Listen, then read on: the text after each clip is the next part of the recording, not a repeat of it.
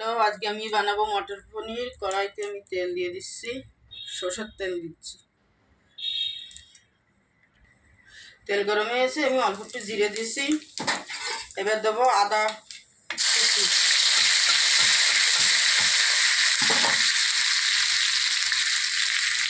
আদাটা ভাজা হয়ে গেছে, এবার আমি দেবো টমেটো কদুকস করে নিয়েছি।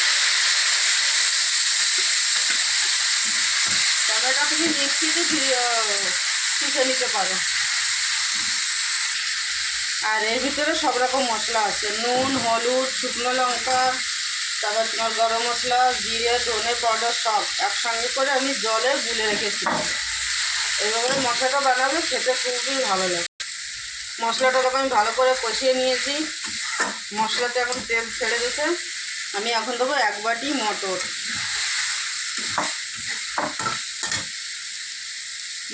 আর এই যে আমি পনিরটা কেটে রেখেছি। এখন আমি দেবো দুধ।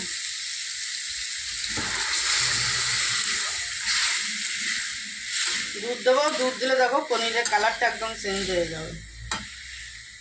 পনিরের সবজি। এখন আমি অল্প চিনি দেবো স্বাদের জন্য।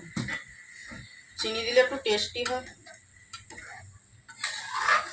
এটা 5-6 মিনিট এটাকে ফুটানো লাগবে। এখন আমি দেবো দেখো কচ্ছড়ি মেথি।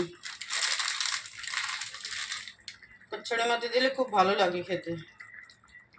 কসুরি মেথি।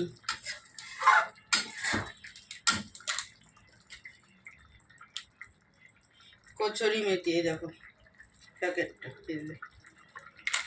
এটা কী করে জানো, মেথি শাক শুকাইয়ে তারপরে এটা রেখে দেয়, তাই কচুরি মেথি হয়ে যায়। কি সুন্দর নাম না? এটা কিন্তু সবজিতে দিলে খুব ভালো লাগে। আমার মটর পনির বানিয়ে গেছে দেখো, আর একটুখানি হবে। টেস্ট করে দেখো।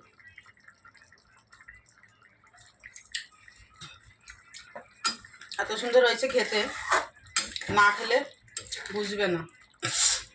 দেখতেও যেরকম সুন্দর হয়েছে, খেতেও এরকম টেস্টি হয়েছে। তো আমার বানিয়ে গেছে কচ্ছড়ি মেথি মটর পনির।